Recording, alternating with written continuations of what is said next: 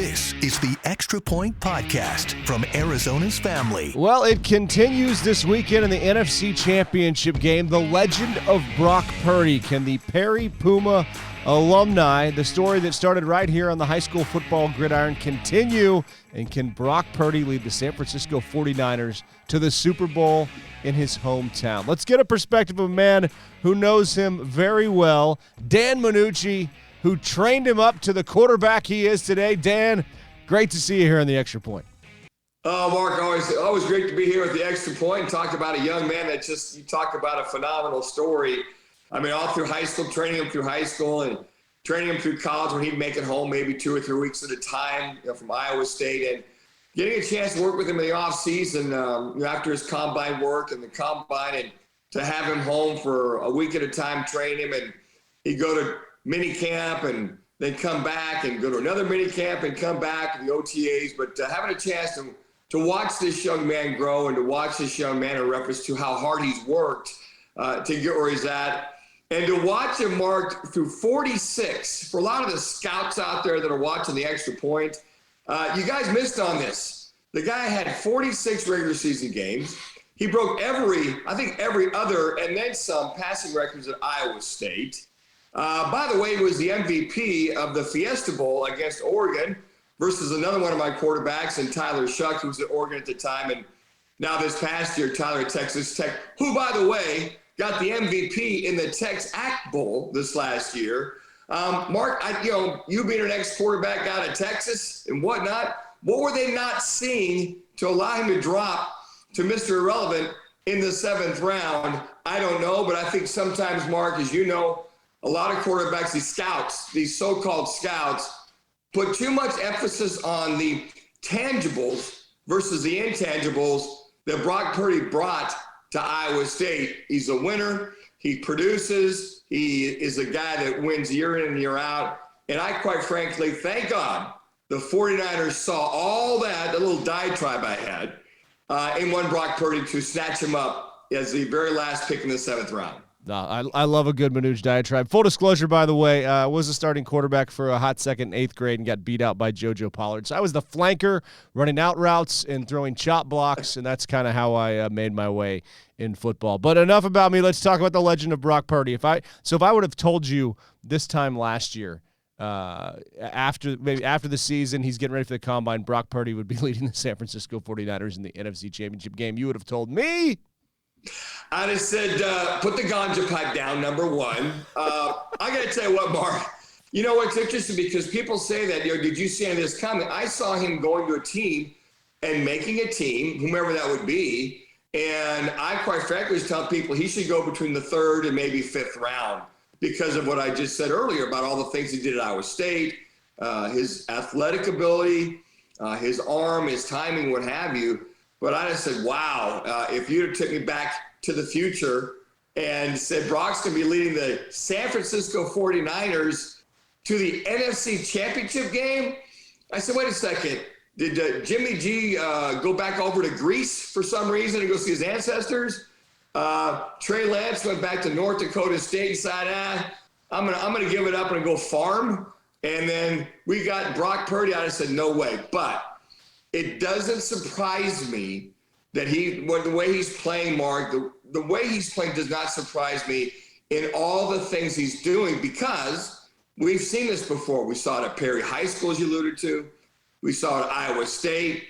And now we're seeing it too. So I always figure once you get your chance to just make the team, and then at that point, if you get your opportunity, I felt you would be fine. But to answer your question, to go back in the future of January of 2022, I just said, well, wow, wake me up when the dream's over, because right now, don't wake me up. So what was he thinking this time last year? Did he come back? Was he in the lab working out with you? And what kind of stuff was he working on to get ready for professional football? You know what? After he graduated, he went back to Florida, and he worked out with a group of guys back there, trainers, quarterback coach. I think it's the same guys that Trevor Lawrence went and worked out with when he got ready for his combine. And the biggest thing for Brock was to go back there, get ready for all the drills, the running, the shuttle, work on his mechanics, really work on him driving the right shoulder, the right hip, and then just getting ready mentally for a lot of the things that they're going to be doing. I had a chance to talk to him a few times when he was back there, and he told me what they were doing and how they were doing. And I also said, well, work on a couple of these things here and there. So when he got to the combine, he was, quote unquote, combine ready to throw for all of the drills that they have, and for the mental side as well, too. And so he was probably gone for a good month to 2 months, I believe. And then he came back, got drafted. About 2 days after the draft, he came out, we worked out, and then he had to go up to San Francisco, and then he had to go do the Mr. Irrelevant parade and the surfing and the dinner and all that kind of stuff. So he really worked really hard to get himself ready, mechanically sound, mentally sound, and physically sound to go to that combine. And quite frankly, I think he impressed a lot of people. What I heard is that they were surprised at what they saw in Brock Purdy. And I'm like, well, again, I think he was under-scouted. Don't get me started on another diatribe now, Mark. But I just think that he really worked hard in the offseason. And then once the draft hit, he was home off and on. And every time he was home, we worked 2 or 3 times to really hone him in, to really dial him in, and get him ready for training camp. And quite frankly, Mark, by the time he left here, it was either late July, and went over to training camp. He was dialed in. We were working out over Tumbleweed Park, over at Bell Bank Park on the indoors, the outdoors. He was working out. He and Chubba was home from Nebraska, getting him ready. And just by the time he left, I said, look, you're ready. You are ready to go. All you got to do is just focus, study. Every day is an audition in the National Football League, Mark, even if you make it. I felt that way in Buffalo, that every time I showed up, I was auditioning to stay and be that backup. And his whole thing was he was so mentally and physically prepared with the workouts we were doing that it was like, this kid's ready to go. And I just told him, look, I don't mind saying when he showed up, and I said, congratulations. I said, look, irrelevant. I said, irrelevant my, you know what? I'll say irrelevant my ass. You're ready to go, man. You are ready to go. And he had that fire in his belly, bound and determined to go make that team. And Mark, he's the kind of guy, you know, the legend continues of he's not going to wear that on his sleeve, that he's irrelevant. He went along with it. He had fun. That he's just focused and dialed in to just go prove that he belongs, not so much to prove people wrong, just to prove that he belongs and he's earned this right to be where he's at. Now starting, hey, sometimes fate gets in the way, doesn't it? And you just take advantage of it. No, you do, and I mean, I don't know that you could have predicted this at all, but it definitely is part of the Brock Purdy story to have the 2 top guys go down and he gets his shot and he seizes the opportunity. And I think back, I was in Mexico City watching the Niners play the Cardinals, and he had his running back go the wrong way, and it just kind of looked like, okay, he's a rookie, and then a couple weeks later, he's in the NFC Championship game. Is this the best story that you've seen from one of your quarterbacks? Well, absolutely. I think I look at Bryce Perkins, who made the LA Rams. You know, Bryce is doing a good job there, making the team. I look at Tyler Shuck. You know, Tyler was at Oregon, and he gracefully, he moved on to Texas Tech. I think he got a raw deal there, but he'll never tell you that. He's done a great job there. I think of Dalton Snead, you know, coming from Horizon High School, going to UNLV and not working out. Having to go to a JUCO before he goes to Montana and breaks records.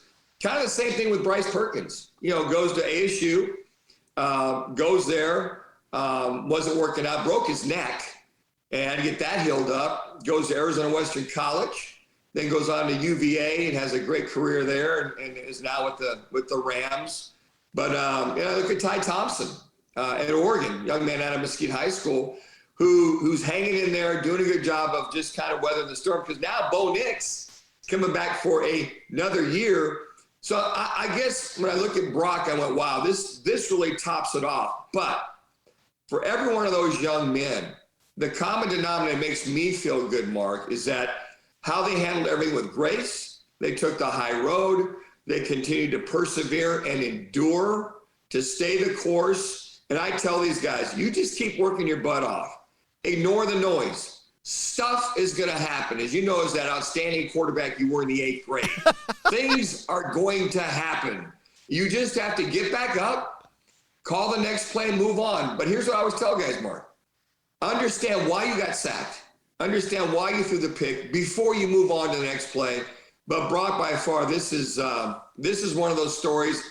And quite frankly, I think this will go down in the annals of the National Football League as one of the greatest football stories of all time, that Brock has taken this 7 wins in a row, rookie quarterback in the NFC Championship game.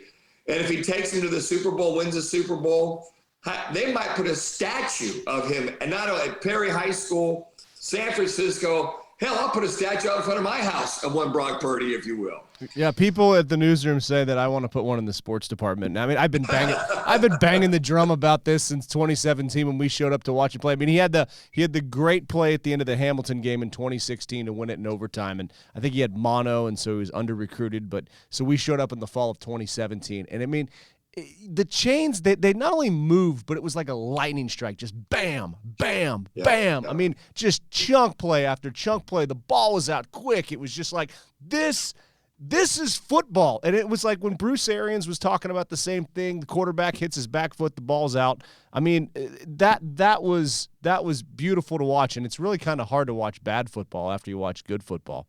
Well, here's the thing. We've been seeing it. You've been seeing all of us here, and you know, with me training him and covering the games on the AIA radio network, doing his broadcasts, and then that playoff game again, seeing Tyler Shuck and Tyler Shuck and Brock Purdy part 2, and Brock win that playoff game and move on to the state finals, and then to see them again in the Fiesta Bowl and Brock win that one as well too, but.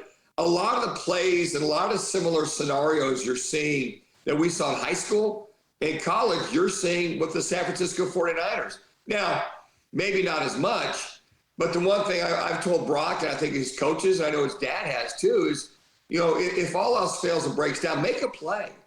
He's a winner. He knows how to make a play.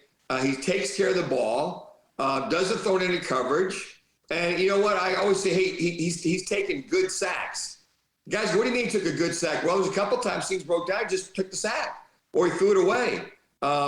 Sometimes you just take, you live for another down. I think that's the mantra. And I've told people, you got to take care of the ball. My very first day in Buffalo, I arrived. The quarterbacks are there. Chuck Knox, God rest his soul, outstanding head coach. Number 1, take care of the ball. Number 2, take care of the ball. And number 3, take care of the ball. And number 4, guess what? On 4th down, it's okay to punt. So not that it's too conservative, just play within your game. But Brock's game's expanded because how quick he is, how elusive it is. And Mark, I've said this to many people. He sees the field like a running back. His eyes are up. I always preach, keep your eyes up, Brock.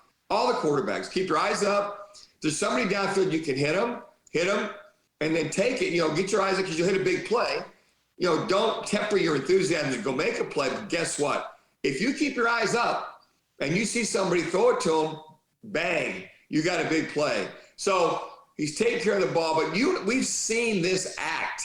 I think I compare this to all of a sudden, here's Brock Purdy that's been in a road troupe doing acting around all these cities around the U.S. Pretty successful. All of a sudden, they call him into Broadway theater. They decide to get one Brock Purdy for this big show on Broadway called Chicago. And he's the backup for the lead actor. When the lead actor goes down, they insert Brock Purdy in. Guy can sing, he can dance. He does everything on the bright lights of Broadway. And that's how I look at the NFL. And now he's under the bright lights of San Francisco versus Broadway. He's prepared. He's ready to go. And then the rest of the nation sees him like those other cities saw him, whether it's playing football or part of an acting troupe or whatever it is. That's kind of the analogy I say. He's honed his skills. He's ready to go. The lead actor went down. He's the backup. Well, basically, he Wally pipped that lead actor and is moving forward on the bright stage of Broadway.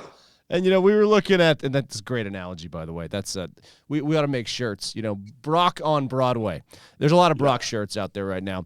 It's that Kansas State education, Mark, that seems to come through the McClintock and K-State education that tends to ooze through once in a while. K-State always beats Texas. You guys have been torturing us ever since you joined the Big 12. I'm happy to leave. But we move on more. Brock. We look at the NFL Combine, and we were pulling the tape the other day from his Combine, from him running the Combine. I think he ran a 4.7, and Joe Ferris, our crack editor, who's just on it, and he's great, and he says, look at your script. Your script says he ran a 4.7, but it seems like he runs a lot faster when people are chasing him. And you mentioned his eyes. He sees the field like a running back. So what did scouts miss here with Brock Purdy? I think they miss the intangibles that he's a winner.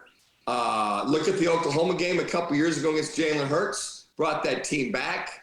He's consistently consistent, good timing, puts the ball where it's supposed to be. But I really think that they forgot to measure his heart. If there's one thing they forget at that Combine, there's no tape measure for your heart. His heart, his winning attitude, his leadership capabilities, that's what they missed. If they look at the tape and see this young man, I mean, I'm sitting there watching the Combine, and they show the first 2 or 3 or 4 quarterbacks, and then they would cut the break or go somewhere else before I could watch Brock throw at the Combine. I'm like, guys, you're missing out. But you know what? That's part of the story, Mark. It's everybody leaving him out. Yeah, he's a nice quarterback. He's quick, and yeah, he broke a lot of records. Iowa State, you know what I mean? Just that downplaying of who he is, and he's bound and determined. So I think the one thing I look at these Combines is they measure too many tangibles versus the intangibles. And he did very well in his interviews. If there's one thing, a lot of guys say he did very well in his interviews. They were impressed with his interviews, his poise, his moxie. And on top of that, Mark, he's mature for his age. He's an old soul. I say that. He's an old soul. He's very mature. And he's a young man that is bound and determined. He knows what he wants to do that. Whether you like it or not, he's going to succeed, whether he was the 3rd round or the 7th round, irrelevant. And I think that's the one thing a lot of these scouts miss at these Combines. All right, take me back to, 17 was his last year, so like 2013, 2012. You've got the lab going out at one of the Valley Parks, and a young Brock Purdy rolls up carrying a football. Did you say to yourself, hey, that's the next quarterback of the San Francisco 49ers right there? Yeah. Well, number one, I'm glad he was on time. And number two, that I knew is, going into his sophomore year and his junior year, that you heard about how this kid played a lot, his sophomore year off and on as a sophomore and on varsity. So when he came out, I heard about him. His dad called and said, would you look to take Brock on and train him? I said, sure, bring him out. And there's a lot of things that I think that he realized he had to accomplish if he was going to take his game to the next level. And in taking that game to the next level, we did a lot of footwork. I had to use his body. He used to throw, and when he throw on the run, he'd jump. And I'd say, you got to keep your feet down. You ain't got wings. Can't be flying out here. Little stuff like that to get his attention. And at the time, he was coming off of baseball. Baseball, football, him throwing a spiral on a consistent basis. So he worked on that, his feet, his body, getting his feet set up. He'd step left and throw right. So just getting him basically, Mark, aligned basic fundamentals, mechanics, base, footwork, throwing the ball, where to throw the ball. He was very receptive to hearing it from a guy that's been there and done that, and a guy like myself that's been to the mountaintop and has seen over the mountaintop what you need to do if you're going to be that junior year of varsity. This is all the stuff you got to do. In the meantime, he got mono before the start of the junior season. So he came back out. We got him back up to speed, got his heart rate up, and because he was weak, and we got him going again. But when he came out, and he bring Chuba, his brother, out too, I think it was he and his brother, just Brock in particular, both of them, to get used to practicing at that tempo, that pace, and being consistent in everything you do on every throw, not taking a throw off, which he never really did. But understanding is not to just go through the process we're going through, but to grow through that process. And I tell guys, all this stuff that we do out here, don't loathe it, don't get bored with it, perfect it. be the best you can be, because you get in a game, and I guarantee you, Mark, a lot of the stuff the quarterbacks I train, a lot of stuff that he's done this year, he's done that on the football field, on the training that we've done, as far as footwork, rolling left, pulling up left, throwing back right. I mean, there's a lot of stuff. That throw, for example, I'll give you this. The move drill we do, it's a drill where you go left, you go right, you got to pull up, hit somebody here, here, and here. Well, that throw to Ayuk in the Seattle game, where he went left, came back to his right side, pumped inside, pulled up, threw to Ayuk in the back right into the end zone. We practiced that drill. And he said, Coach, we've repped that. I texted him after the game. He goes, yeah, we've repped that. And Brock's all about reps. He loves the reps. But the key was he listened in reference to, if Ayuk doesn't catch that ball's to the outside in the back right corner of the end zone. Well, Ayuk can't get it, nobody can get it. So he understands where to put the ball, how to put the ball, how to process where he's going with it. And the other thing I teach these guys, and he dialed in on very, very quickly, was he plays urgently but under control. Go fast, but don't wipe out. When you go around the curve at 80 miles an hour, sometimes you need to gear down to make that curve, to use a NASCAR analysis, if you will, and go around there. But then when you get more experience and you understand how to go around the curves and over the bumps and here and there, you just understand how to gear down, how to play within the game is what I call it. So he was, initially just learning all that, coming at him, he was probably like, damn, why am I out here? But he always absorbed it, always was like, thank you, sir, may I have another? May I have another? What else do you have for me? He was always that kind of a young man that, even at that young age and going into his sophomore year and junior year, it's what else can I do to get better? What else do you see? And then he'd come home in the offseason from Iowa State. We tweak stuff, work on stuff. And Brock, you still got to do this. You still got to drive. Bring the right side through, your shoulder, your hip. Don't sit back on your haunches when you throw, because he got in a bad habit doing that at Iowa State. So we had to correct that and move that forward. So to answer your question, I know it's a long answer to a short question, but he came out, he was always dialed in on getting better. Yeah, and I wonder, you talked about Iowa State. I remember watching the Baylor game last year, and they couldn't get it done inside the red zone, and it just wasn't the senior year we were all expecting from Brock Purdy after winning the Fiesta Bowl. How much do you think that cost him in the draft, and what did he come in the lab last year? Did he think he had something to fix, or was it just a case of the offensive coordinator was no longer with Iowa State after that year, and it just wasn't a good fit? It's just one of those years, Mark. I mean, like I tell guys, what doesn't kill you makes you stronger, right? And I think that he realized that he had, it wasn't a great year for a Brock Purdy standard. You can blame this, you can blame that. I would tell you, it is what it is. It's happened. Let's move it forward. Don't ever look back. What can you improve on? I always tell guys, what is it you can improve on, aside from everybody else, that can make you better and move forward from what you came out of?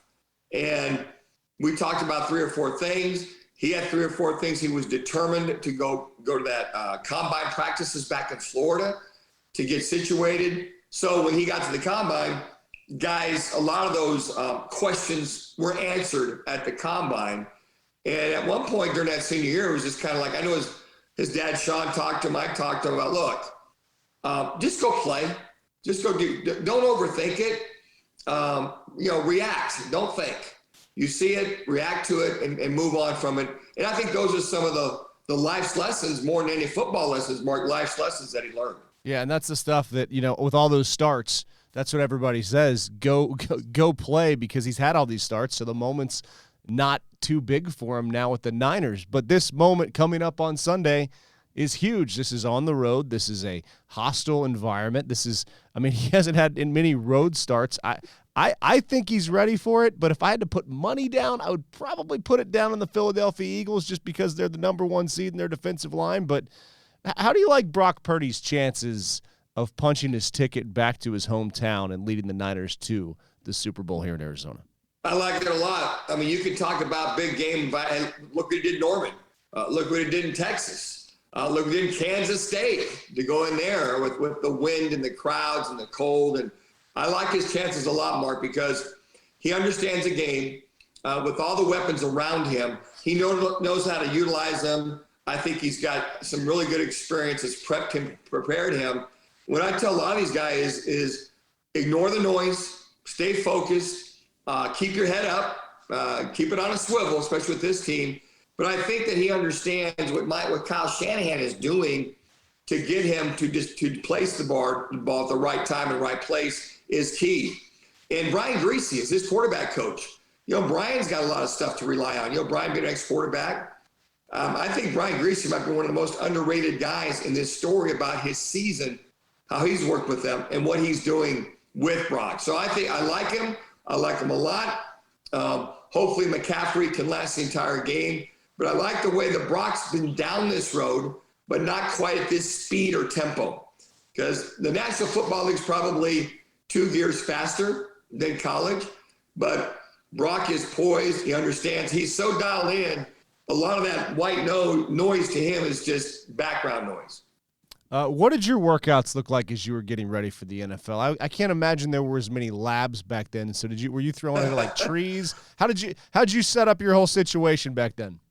Well, we worked out all the time. We'd run in the morning, we'd do our lifting in the afternoon, and then we would go ahead and do our throwing. So we worked hard. I was the precursor of my own lab, getting receivers out, because we had no combine back in those days. So in those days, after my senior year, the scouts, the offensive coordinators, the quarterback coaches, the general managers would come through Manhattan, Kansas, and work me out. So after the season was over, I stayed sharp, throwing the ball, lifting, running. For me, it was just a continuation of the season because they would come through Manhattan, Kansas, and watch us. I also played in the Olympia Challenge Bowl, where the Big Eight take on the Pac-10, up in Seattle in the Olympia Challenge Bowl. We played in the old Kingdom. So there was like 60, 70 scouts there to watch the week of practice. And we took them on in a game. That's when Jack Thompson, I played against Jack Thompson. Sorley was the quarterback for Nebraska and Jack. So we played against each other. So we had a bunch of scouts there that saw me practice all week and saw my game. So the lab I developed years ago, I was doing the agility and all that, precursor to the combine. So the fortunate thing was they were coming through Manhattan, actual coaches, general managers, coordinators, and scouts to watch me work out. Well, Dan, I think if we gave you a football right now, you could probably still throw it over Camelback Mountain. So thanks so much for your time today. And you know what, Mark, I appreciate it. And to all the Brock Purdy fans and people that are watching the Brock Mania, the continuation of Brocktober. Number one, you need to understand he is one of the finest, nicest, graceful young men you'll ever meet. He's smart, and he gives you the time of day. He'll give you the shirt off his back if he had to, too. It's just I'm more proud of all these guys, especially Brock, how much of an outstanding young man they are as well. On top of that, not a bad quarterback either. The Extra Point Podcast is a production of 3TV, CBS5, and azfamily.com in Phoenix, Arizona.